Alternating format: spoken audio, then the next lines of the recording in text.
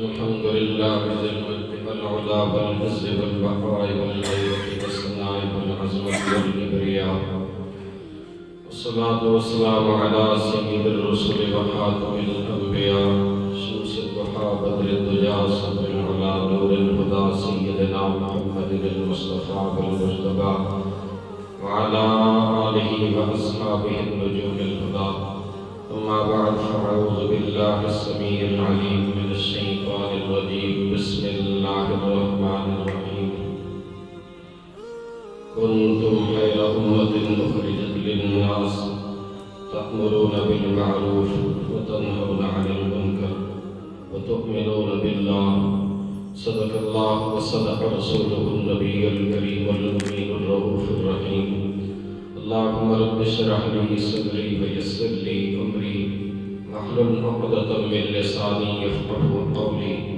إن الله وملائكته يصلون على النبي يا أيها الذين آمنوا صلوا عليه وسلموا تسليما.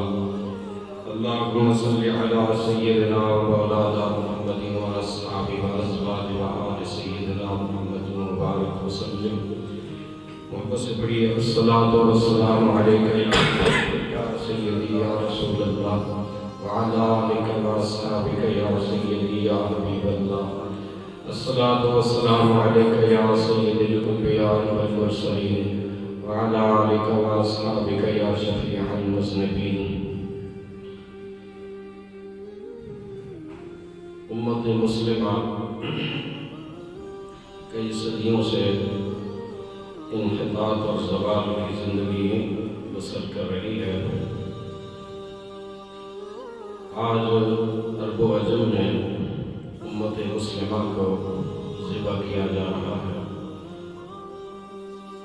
فلسطین کی سرزمین ہو یا کندھار کلا جنگی، دشت لیلا، موصل و بغداد، القدس، کشمیر، آذربائیجان، حتیٰ کہ برما کی سرزمین بھی اس وقت مسلمانوں کے لہو سے رنگ زیر ہے. امت مسلمہ اس وقت جتنی عددی کثرت رکھتی ہے، کسی بھی دور میں اس قدر عددی تعداد تو امت مسلمہ کے ہاں نہیں تھی. تقریباً 1.5 کروڑ سے زائد مسلمان اس دھرتی پر آباد ہیں، 1.5 ارب سے، اور اہل اسلام حضور کی غلامی کا دم بھرنے والے. نبی کائنات فخر مولدات صلی اللہ تعالی علیہ وآلہ وسلم نے اپنی امت کی شانیں بزبان قرآن و وحی رمضان الرحمن جو بیان فرمائی تھی وہ تو کچھ اور تھیں، حالات کچھ اور ہیں. خالق کائنات نے تو سورہ آل عمران میں 4 پارے میں فرمایا کنتم خیر امہ اخرجت للناس، کائنات کی تمام امتوں میں سے سب سے افضل ترین امت، خیر امت، احسن امت، افضل امت جس کو قرار دیا گیا وہ یہی امت مسلمہ ہے. لیکن اس کے باوجود دنیا کے اندر جو ذلت اور پستی اور ظلم و حالی کا مسلمان شکار ہے، تاریخ عالم میں اس کی کوئی دوسری مثال نہیں ہوئی. امت مسلمہ اس قعر مذلت میں، یعنی اس گہرائی میں اس وقت کیوں گری ہے؟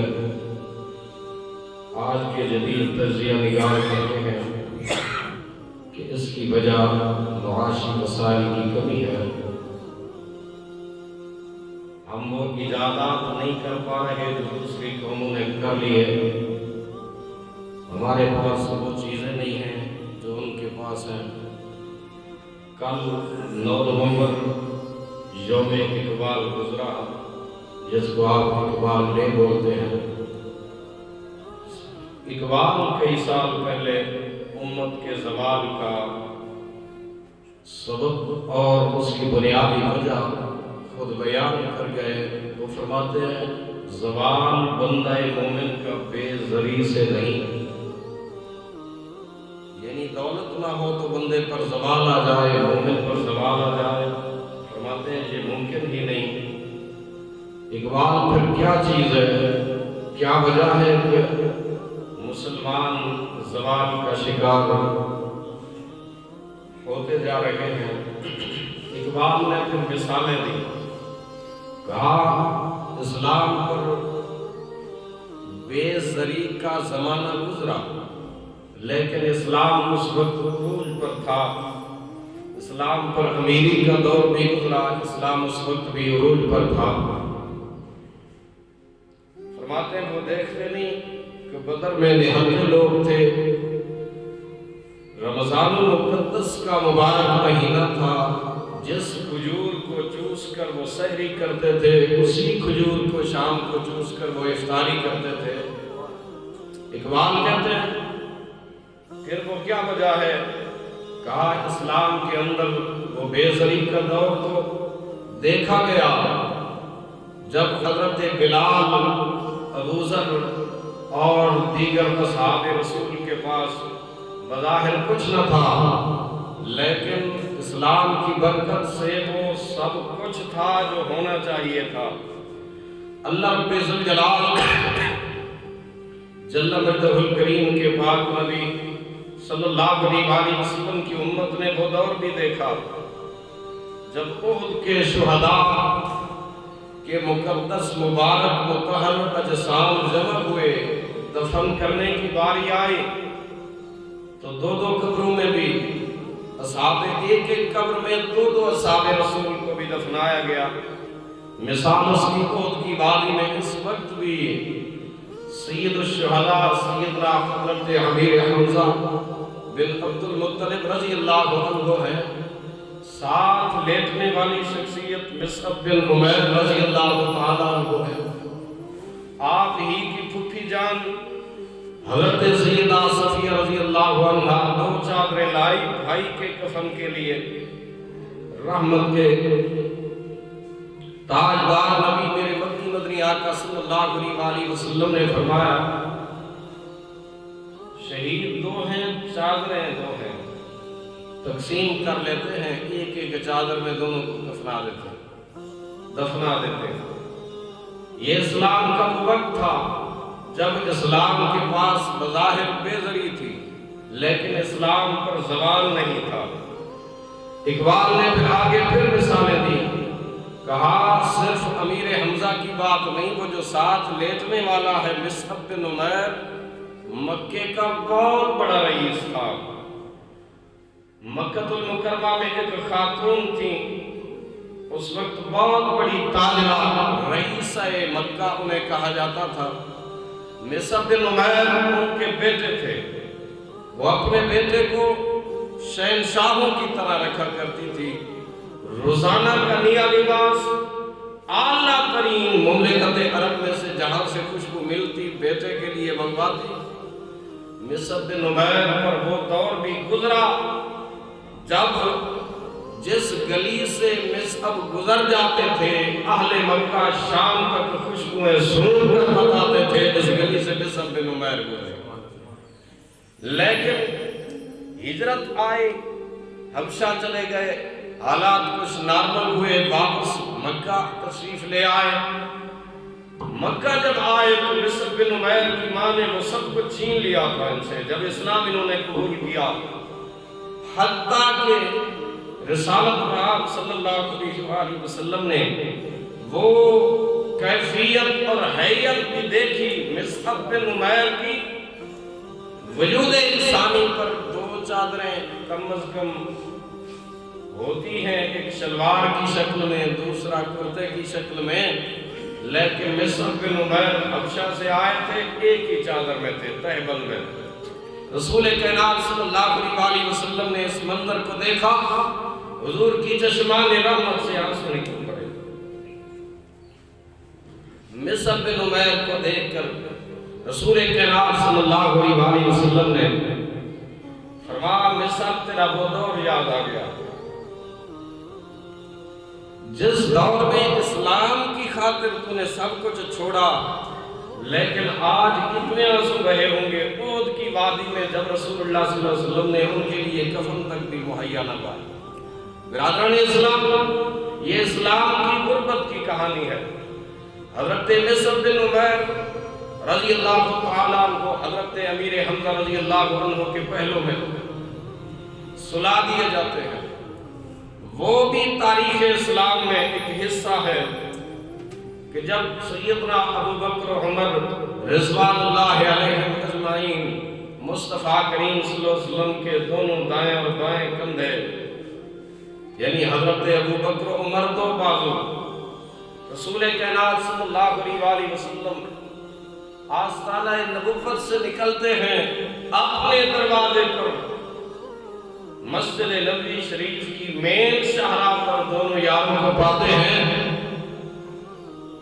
فرماتے ہیں کیسے نکلے ہو آقا؟ آپ اللہ کی عطا سے سب کو جانتے ہیں، گھر میں بھوک برداشت نہیں ہو پا رہی تھی، ہم نے کہا دروازہ نبوت پہ جائیں، رخ مصطفیٰ کے دیدار سے اپنی بھوک اور پیاس بجھائیں، حضور کا جلوہ تکیں تاکہ بھوک بھی ختم ہو جائے، پیاس کی کیفیت بھی تھم جائے۔ نبی رحمت صلی اللہ علیہ وسلم نے فرمایا ابو بکر عمر آؤ، جس کیفیت سے تم نکلے ہو ہم بھی اسی کیفیت سے نکلے۔ فرمایا جس طرح آج گھر میں تمہارے ہاں کچھ نہیں، ہمارے ہاں بھی بظاہر کچھ نہیں، آؤ ذرا آگے چلتے ہیں۔ سرے راہ گزرے حضرت ابو ایوب انصاری رضی اللہ تعالیٰ عنہ خوشبو نبوت پا کر اپنے گھر کے دروازے پہ آ گئے۔ رحمت کونین صلی اللہ علیہ وسلم کو نکلتے ہوئے دیکھا، رحمت کونین صلی اللہ علیہ وسلم کو چلتے ہوئے دیکھا۔ حضرت ابو ایوب انصاری نے آگے بڑھ کر سلامت کیا، قدم بوسی کی، آقا میرے گھر میں کچھ آپ کی مہمانی ہو جائے۔ سرکار دو عالم صلی اللہ علیہ وسلم نے فرمایا ابو ایوب آپ کی مرضی، آپ تشریف لے آئے، وہ کتنا بابرکت گھر ہوگا جہاں حضور مہمان بنے گا۔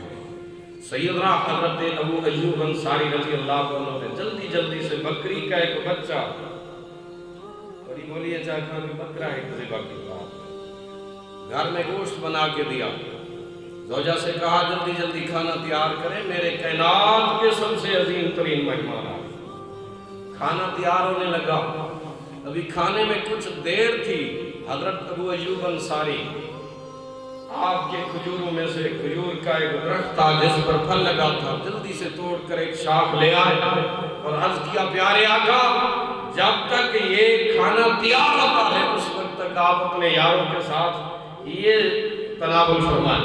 رحمت کونین صلی اللہ علیہ وسلم نے وہ کھجوریں تناول فرمائی، برکت کے لیے دعا بھی فرمائی، کھانا لگ گیا، دسترخوان سج گیا۔ رحمت کونین صلی اللہ علیہ وسلم نے ابھی ہاتھ لقمہ اپنے منہ مبارک کی طرف نہیں بڑھایا، حضور نے ایک ان روٹیوں میں سے ایک روٹی لی، اس پر چند بوٹیاں رکھیں اور اپنے ایک ساتھی سے فرمایا جاؤ نا دروازہ ہے ایک فاطمہ الزہرا رضی اللہ عنہ بھی کئی دنوں سے فاقے میں ہیں، جاؤ یہ ان کو پیش کر کے آؤ۔ مسلمانوں کی وہ تاریخ کی غربت۔ حضرت علی بن عاطف رضی اللہ عنہ اسلام قبول کرتے ہیں، اسلام قبول کیا بہن کی دعوت پر۔ پہلے جب قبیلہ طیب پر مسلمانوں نے جہاد کیا، یہاں علاقے مفتوح ہوئے تو ان کی ہمشیرہ قیدی بن کے آئی، قیدن سر پر چادر اتر گئی کسی وجہ سے، رحمت للعالمین صلی اللہ علیہ وسلم نے وہ رحمت کی چادر اتار۔ صحابہ نے کہا عرض کیا یا رسول اللہ صلی اللہ علیہ وسلم کلمہ نہیں پڑھا، آپ کافر کی بیٹی کو چادر ہدایت فرمائے۔ میرے کریم آقا صلی اللہ علیہ وسلم نے فرمایا صحابہ بیٹی بیٹی ہی ہوتی ہے گرچہ کافر کی کیوں نہ ہو۔ آج مسلمانوں کی بیٹیوں کی کیفیت یہاں مجھے اور آپ کو احساس نہیں ہے، یہ تو فلسطین کی سرزمین پہ جا کے دیکھے وہ کیا ہے، یہ تو امت مسلمہ کی بیٹیاں کشمیر میں جا کر تو دیکھیں کہ ان کے ساتھ کیا کچھ ہو رہا۔ برادران اسلام، ان کے ساتھ حسن سلوک کا وہ برتاؤ کیا۔ نبی علیہ السلام نے فرمایا ہمارے پاس رہنا چاہتی ہو یا گھر جانا چاہتی ہوں؟ عرض کرتی ہے میں گھر جانا چاہتی ہوں۔ دور تھا ان کا گھر، غالباً شام کی سرحد کے پاس تھا۔ نبی علیہ السلام نے اپنے چند نگران صحابہ کی قیادت میں مائی صاحبہ کو بصد عز و احترام روانہ فرمایا۔ جب یہ پہنچی بھائی سے ملیں، انہوں نے کہا مسلمانوں نے کیا آپ کے ساتھ سلوک کیا؟ کہا یہ بات بتا نہیں سکتی، جا کے تم دربار نبوت میں خود منظر دیکھ کے تو اس نے کہا نہیں بتاؤ تو صحیح مسلمانوں کے نبی نے آپ کے ساتھ کیا کیا؟ کہا میری زبان میں وہ الفاظ شاید میں اپنے رنگ میں ڈال نہ سکوں، یہ صرف وہاں جا کے پتہ چلتا ہے کہ حضور کا دربار کرم کتنا بڑا وسیع ہے، جاؤ تو صحیح۔ اس نے کہا میں ہرگز نہیں جاؤں گا۔ کہا نہیں جاؤ، آپ بھی جائیں، ساتھ مجھے بھی لے دیں، میں نے کلمہ ابھی تک نہیں پڑھا، میں اس ارادے سے آئی ہوں کہ آپ کو ساتھ لے کے جاؤں گی، اگر آپ کرنے پہ آمادہ ہو جائیں تو میں بھی پڑھ لوں گی۔ عدی بن حاتم نے کلمہ پڑھ لیا۔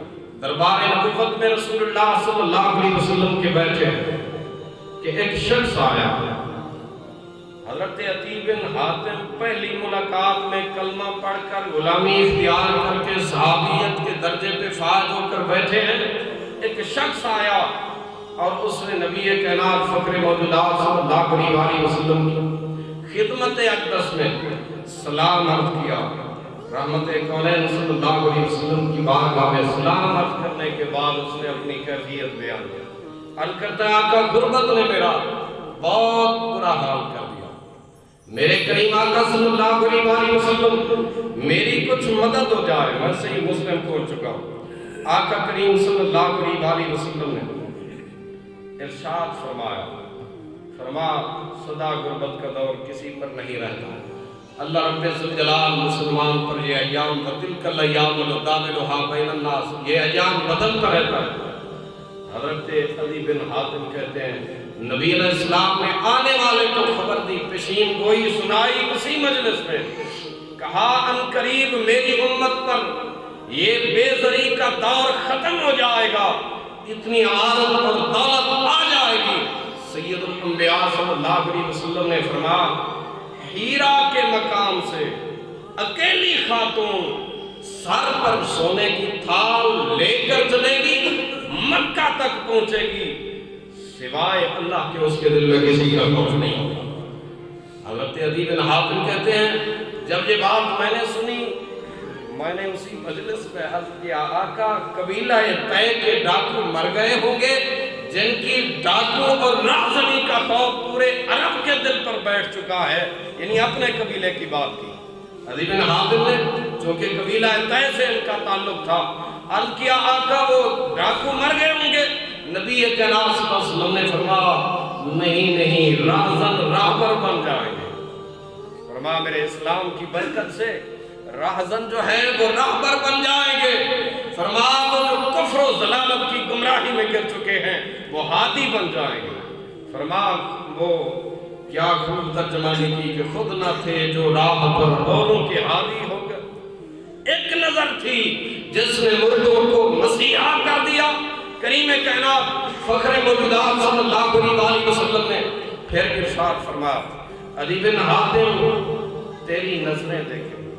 عدی بن حاتم کہتے ہیں نبی علیہ السلام نے پھر مجھے خبر سنائی، فرمایا اللہ تجھے زندگی دے اور تو موقع دے۔ عدی بن حاتم وہ وقت بھی اسلام پر آئے گا جب 8 مملکتیں اسلامیہ کے 8 صوبوں میں سے زکوٰۃ کا مال پیش کیا جائے گا، لینے والا کوئی نہیں ہوگا، ہر کوئی دینے والا ہوگا۔ حضرت عدی بن حاتم کہتے ہیں میں نے یہ منظر دیکھا سن 92 ہجری میں سیدنا عمر بن عبدالعزیز رحمۃ اللہ علیہ کے دور حکومت۔ فرمایا خیرہ تھا عراق کا علاقہ جہاں حضور نے مجھے خبر دی، وہاں سے خاتون چلی مکہ تک پہنچی، میں اس خاتون کو جانتی ہوں، صحابہ کو بتایا کرتے تھے جس نے اکیلے سفر کیا، سر پر سونے کا تھال بھی تھا، سوائے اللہ کے اس کے دل میں کسی کا خوف۔ پھر فرمایا میں نے وہ منظر بھی دیکھا عمر بن عبدالعزیز کے دور اقتدار میں، فرما 8 صوبوں کے گورنروں نے مال غنیمت اور دیگر جو بیت المال کا مال اور بالخصوص زکوٰۃ کے اموال جو وہاں سے وصول ہوئے، فرما اعلان یہ تھا کہ اسی علاقے میں مال زکوٰۃ جہاں سے وصول کیا وہیں کے غرباء میں تقسیم کر دیا جائے۔ انہوں نے کہا جی لینے والا ہی کوئی نہیں ہے، ہم کس میں تقسیم فرما۔ حضرت عمر بن عبدالعزیز نے پھر آخری اور حتمی فیصلہ فرمایا مسلمانوں میں سے کوئی نہیں ہے تو اعلان کر دو، فرما اگر کوئی شادی کرنا چاہے اس کے پاس طاقت نہ ہو مال نہ ہو، اسلام اس کا خرچہ برداشت کرے گا۔ پھر فرما اگر کسی غریب کے ہاں رقم نہیں کہ وہ اپنا کاروبار شروع کرے تو پھر اسلام اس کو خرچہ دے گا، اسلام اس کو بیت المال میں سے وظیفہ دے گا۔ انہوں نے عرض کیا جناب مسلمانوں میں سے ایسا کوئی بھی نہیں۔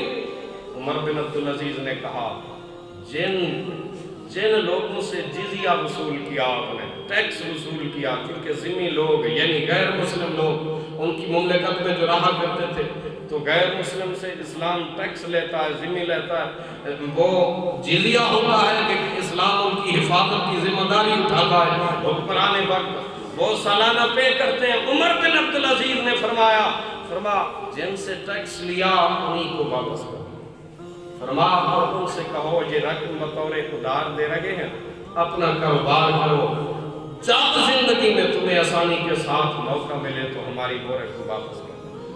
یہ وہ خبریں تھیں رسول کائنات صلی اللہ علیہ وسلم نے۔ پھر آپ نے یہ خبریں سنائی، حضرت عدی بن حاتم فرماتے ہیں رسول کائنات صلی اللہ علیہ وسلم نے فرمایا یہ اسلام پر غربت کا دور بھی آج دیکھ رہا ہے، اسلام پر امارت کا دور بھی آئے گا۔ فرمایا یہ امارت کا دور ایسا بھی آئے گا، رحمت کونین صلی اللہ علیہ وسلم نے فرمایا یہ جو کعبۃ اللہ ہے، کعبۃ اللہ ابھی مکہ فتح نہیں ہوا تھا، حضور مدینہ طیبہ میں تھے، 365 بت تھے کعبۃ اللہ میں۔ میرے پاک محبوب مدنی آقا صلی اللہ علیہ وسلم نے فرمایا یہ کعبۃ اللہ بتوں سے پاک کر دیا جائے گا۔ اور اے عدی بن حاتم اگلی خبر نہ سنو، دیکھیں حضور کے وہ صحابی تھے نا، حضور کے صحابی سرکار سے خبریں سن رہے ہیں، یہ نہیں کہہ رہے کہ آقا کل کی بات تو اللہ کے علاوہ کوئی نہیں جانتا۔ صحابی کا یقین تھا مصطفیٰ کی زبان سے جو نکل جاتی ہے وہ تقدیر الوہیت کا حصہ ہوتا ہے۔ اللہ رب ذوالجلال نے کائنات کی کوئی شے حبیب کی نگاہ سے مخفی کی ہی نہیں ہے۔ رب ذوالجلال جل مجدہ الکریم نے ہاتھ سے حبیب پر عیاں فرمایا۔ پھر وہ وقت آیا اسلام پر، نبی کائنات صلی اللہ علیہ وسلم نے اسلام کی امارت کی یہ کہانی بھی سنا دی۔ پھر وہ وقت آتا رہا، دور گزرتے رہے، لیکن اسلام میں ہمیشہ غیرت رہی اور مسلمانوں میں ہمیشہ غیرت رہی۔ اسلام کا عروج و زوال کا دور میرے پاک نبی مدنی آقا صلی اللہ علیہ وسلم نے یہ پہلے ہی بیان فرما دیا، اور اس کے بعد ارشاد فرمایا صحابہ یہ خبریں تم نے سنی ہیں ہم سے، ایک وقت وہ بھی آئے گا ہم اس دنیا سے پردہ کریں گے۔ فرمایا جس وقت میں دنیا سے پردہ کروں گا میرے اصحاب میں سے 1,44,000 صحابہ اس دھرتی پر ہوں گے، 1,44,000 صحابہ اس دھرتی پر ہوں گے، امن کا دورہ ہوگا۔ فرمایا ابو بکر صدیق کی خلافت آئے گی، فرمایا حضرت عمر بن خطاب رضی اللہ تعالیٰ عنہ کا دور اقتدار آئے گا۔ فرمایا یہی عمر ہوگا جو آج وادی تہامہ کو دیکھ کر رو پڑتا ہے، کل عمر کے اقتدار میں اتنا بڑا وسیع و عریض رقبہ آئے گا۔ یہ کون خبریں دے رہا ہے؟ نبی علیہ السلام دے رہے ہیں۔ 36 لاکھ مربع میل کی عمر کی حکمرانی ہوگی، لیکن اپنے زمانہ اقتدار میں آپ فرمائیں گے اگر فرات کے کنارے بھی کوئی پیاسی بکری مر گئی عمر اللہ کی عدالت میں جواب دے گا، اگر کوئی پیاسا کتا مر گیا عمر اللہ کی عدالت میں جواب دے گا۔ وہ عمر پھر رات کو سویا نہیں کرتے تھے، اٹھ اٹھ کر امت کے درد میں رویا گیا، خبرگیری کیا کرتے تھے۔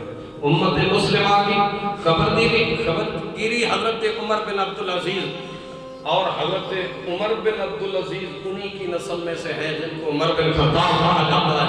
حضرت عمر بن عبدالعزیز نے پھر اپنے دور اقتدار میں افریقہ کے صحراؤں میں اسلامی لشکر روانہ فرمائے، وہ اقبال قلندر لاہوری نے کہا دی اذانیں کبھی ہم نے یورپ کے کلیساؤں میں۔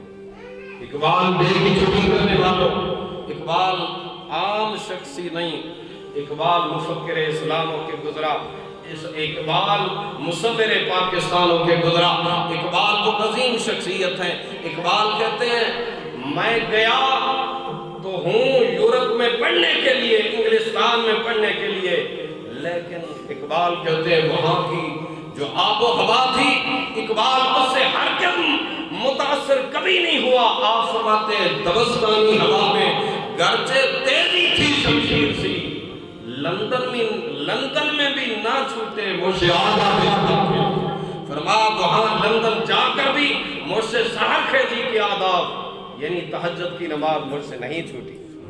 وہ اقبال قلندر لاہوری جس سے تہجد کی نماز نہ چھوٹی، تو بتاؤ فرض نماز چھوڑی ہوگی اس نے؟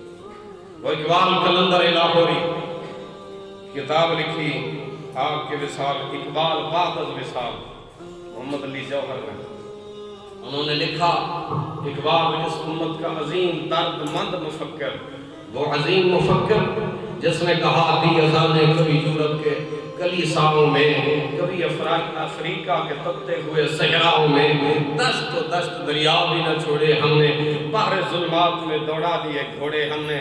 وہ اقبال قلندر لاہوری نے جس نے کہا زوال بندہ مومن کا بے زری سے نہیں، اقبال پھر بے زری سے نہیں تو پھر کس چیز سے زوال ہے؟ اقبال قلندر لاہوری نے عظیم فلسفہ پیش کیا، فرمایا مسلمان اپنے مرکز سے کھو گیا، مرکز ہے دربار نبوت اسلام، مسلمان وہاں کی تعلیم سے دور ہو گیا، عمرے پر تو بندے دھڑا دھڑ جا۔ وہ بابا جی کہا کرتے تھے درے یار تک تو پہنچا، درے یار تک نہ پہنچا، دل یار تک نہ پہنچا۔ آپ فرمایا کرتے تھے بہت بد نصیب نکلے وہ جو درے یار تک تو پہنچا، دل یار تک تو نہ پہنچا۔ فرمایا درے یار تک پہنچ کر وہاں کی عکس بندی مناظر وہ کیسا ہوگا بدبخت جو در رسول کو حضور کو پیٹ کر کے تصویر مواج شریف کے سامنے بنا رہا ہے، میں حاضر دنیا کو دکھا رہا سب کچھ کر رہا ہے، لیکن رسول کائنات وہاں پر اعتراض کرتے ہیں نا ہم کہ متوے وہاں کے کھڑے جو ہیں وہ رسول اللہ صلی اللہ علیہ وسلم کی قبر انور کو پیٹ کر کے کھڑے ہیں، اگر وہ حضور کی طرف رخ انور کر لیں امت پر آج بھی بہتری آ سکتی ہے، ان پر اعتراض تو بعد میں جائے گی۔ اے جانے والے ظاہر آج تو اپنی کیفیت تو دیکھ تو کیا کر رہا ہے۔ رسول کائنات صلی اللہ علیہ وآلہ وسلم کے دربار پر انوار اقبال کہتے ہیں مرکز سے دوری ہو گئی، سرکار سے رابطہ کٹ گیا غلام کا، امتی کا حضور سے رشتہ کٹ گیا۔ فرمایا وہ امتی جو کبھی بغیر درود پڑے سید عالم صلی اللہ علیہ وسلم پر رات کو اپنے بستر پہ دراز نہیں ہوتا تھا، آج وہ رسول کائنات صلی اللہ علیہ وسلم کے ذکر سے غافل ہو گیا اور ایسے لوگوں کے ہتھے جا گیا جو کہتے ہیں ذکر رسول کی ضرورت ہی نہیں، معاذ اللہ ذکر خدا ہی کافی ہے۔ ہم کہتے ہیں ذکر رسول ہی ذکر خدا ہے، ذکر خدا بھی رسول کائنات صلی اللہ علیہ وسلم نے بتایا، ذکر مصطفیٰ خود پروردگار نے بتایا، اسی لیے تو قرآن کریم میں فرما وَلَلْآخِرَةُ خَيْرٌ لَكَ مِنَ الْأُولَىٰ، میرے حبیب تیری ہر آنے والی گھڑی کو ہم اس سے پہلے سے بہتر بنائیں گے۔ حضرت سیدنا عمر رضی اللہ تعالیٰ عنہ وہ تو زمانہ ان کا عروج اسلام کا زمانہ، لیکن مسلمانوں پر ایک وقت وہ بھی گزرا۔ میں کوئی جنید بغدادی کی بات نہیں کر رہا نہ حضرت سری سکھتی کے زمانے کی بات کر رہا، چند سال پہلے جب مملکت خدا دار، کتنے سال ہو گئے پاکستان کے وجود کو؟ کم بیش 75 سال۔ اس سے پہلے اقتدار کس کا تھا؟ انگریزوں کی حکومت تھی نا۔ انگریزوں کے دور حکومت میں انگلستان سے ایک انگریز شخص آیا، انگریزوں کی حکومت تھی، وہ بادشاہی مسجد لاہور میں سیر کے لیے آئے، مسجد کے دروازے پر ایک بھکاری کھڑا تھا، وہ اندر انٹر ہوا، اس نے اندر جانے سے پہلے اس بھکاری کو پوچھ دیا، جو ہی بٹوا اپنا وہ डाला जेब में, वो इत्तेफाक से उसकी जेब से नीचे गिर गया। अब वो भिखारी था तो भिखारी, मगर खौफ खुदा दिल में था। उसने वो बटुआ उठा, साहब तो चले गए, वो अंदर मस्जिद में चले गए, ये वहीं अपने अड्डे पर इंतजार में खड़ा रहा मस्जिद की तरफ, चलो वापस आएंगे तो पेश कर दूंगा। उसमें बड़ी भारी भरकम रकम थी, लेकिन वो अंग्रेज अफसर, अब बादशाही मस्जिद के तो बेशुमार दरवाजे हैं, वो किसी और दरवाजे से निकल कर किसी और तरफ चला गया। पूरे 1 साल का अरसा गुजर गया, भिखारी ने उस पॉकेट को खोला नहीं, उससे रकम इस्तेमाल नहीं की, घर में ले जाकर उसी तरह अमानत रख कर और अपनी बीवी से कहा इसमें कोई खयानत नहीं करनी, क्योंकि ये किसी गैर मुस्लिम की है। उसने कहा गैर मुस्लिम की है तो इससे हमारा बहुत सारा कारोबार चल सकता है। कहा नहीं, हम इस अमानत में खयानत नहीं करेंगे, हम इस अमानत में बिल्कुल जरा बराबर खयानत नहीं करेंगे। वक्त गुजर गया, 1 साल के अरसे के बाद दोबारा वही अफसर फिर बादशाही मस्जिद दौरे पे आया और अपने किसी साथी को भी साथ लाया। अब इस भिखारी की फिर उस पर नजर पड़ी, इसने रास्ता रोक लिया, कहा साहब 1 मिनट मुझे मोहलत दीजिए, करीबी साथ है मेरा घर, मैं वहां जाता हूँ, बस 2 मिनट में अभी वापस आता हूँ। मैंने आपकी एक अमानत आपको वापस करनी। अमानत जिस वक्त तो उस अंग्रेज के हाथ में आई, उसने देखा ये तो वही मेरा पॉकेट, ये तो वही मेरा बटुआ जो 1 साल पहले मैं कहीं खो दिया था। और उसने खोल के देखा तो मुकम्मल रकम मौजूद थी, वो मुकम्मल जो है जितनी भी रकम थी उसकी मौजूद। एक नजर वो उस पॉकेट को देखे, एक नजर भिखारी के चेहरे की तरफ देखे, कहा तेरी तो जिंदगी बदल सकती थी, तेरे अय्याम बदल सकते थे, भीख से तुझे निजात मिल सकती थी, बता तो सही राज क्या है, तूने इस पैसे को इस्तेमाल क्यों नहीं किया? हालांकि मुझे तो खबर ही नहीं कि मैं कहाँ खोया। उसने कहा साहब आप हो अंग्रेज, ईसाई था, आप सलूहुल्लाह की उम्मती है, अपने आप को कहलाते हैं, मैं हूँ मुहम्मद रसूलुल्लाह सल्लल्लाहु अलैहि वसल्लम। मैं चंद साल इस पैसे को खाता, ऐश उड़ाता, मर जाता, कब्र में उतर जाता, कल क़यामत के मैदान में अल्लाह की अदालत लगनी थी, मेरे रसूल की भी हाजिरी होनी थी, तेरे रसूल की भी हाजिरी। अगर ईसा अलैहिस्सलातु वस्सलाम मेरे पाक नबी खातमुन नबीयीन सल्लल्लाहु अलैहि वसल्लम की बारगाह में मेरी शिकायत कर देते, आका आपकी उम्मत में से एक उम्मती ने मेरे उम्मती का पॉकेट चुरा लिया और बटुआ चुरा लिया, बता मेरे रसूल को शर्मसारी उसने हो दिया।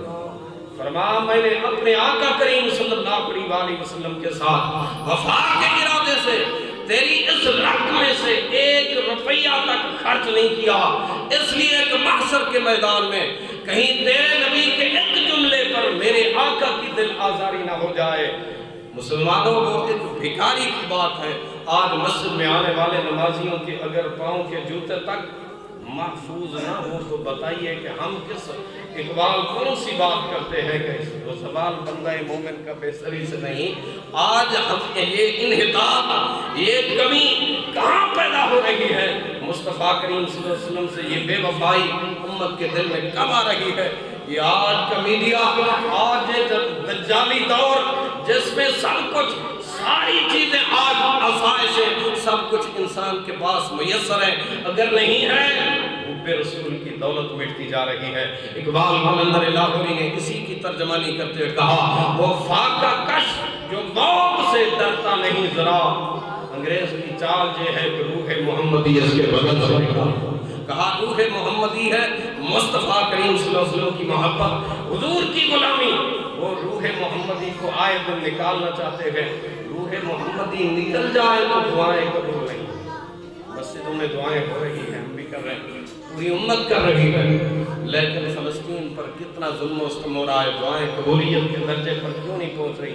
रिज़्क़ के हलाल की तरफ तवज्जो नहीं, जैसा है पैसा है आने दीजिए, पैसा तो है ना, वो कहते हैं जैसा तैसा है।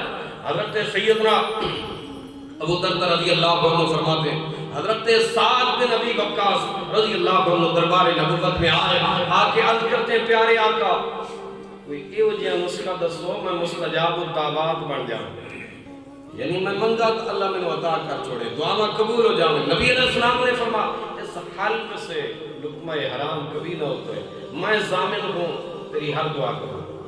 हज़रत साद बिन नबी वक्कास कितने अजीम शान सहाबी हैं जिनका मज़ार पर अनवार चीन की सरजमीन में चाइना में है। हज़रत साद बिन नबी वक्कास इस्लाम के अजीम जर्नल और उहद में लड़ने वाले जिनको ज़ुबान नबुव्वत से ये खुशखबरी मिली, फिदा का अबी व उम्मी या साद, मेरे माँ बाप तेरे ते कुर्बान हो जाने। साहब दुनिया सारी क्या कहती है, या रसूलुल्लाह सल्लल्लाहु अलैहि वसल्लम फिदा का अबी व उम्मी, लेकिन सरकार इतने खुश हुए, फरमाया मेरे माँ बाप कुर्बान हो जाने। साद तुझ पर, तेरी बहादुरी पर, तूने जो जौहर दिखाए अपने रसूल की इज्जत पर, दुश्मन के दिफा में। हज़रत साद बिन नबी वक्कास कहते आका मेरी हर दुआ कबूल हो जाए। फरमान लुकमा हराम तेरे इस हल्क से नीचे न उतरे, लुकमा हलाल उतरेगा।